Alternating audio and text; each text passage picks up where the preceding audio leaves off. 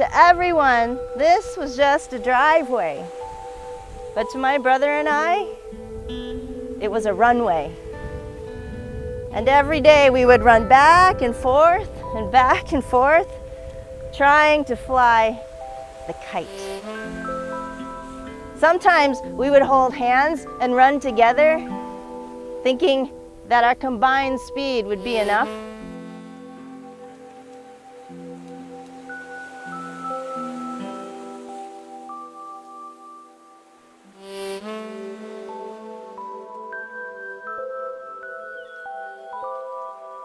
When I was little, I used to tell people that this was my ocean.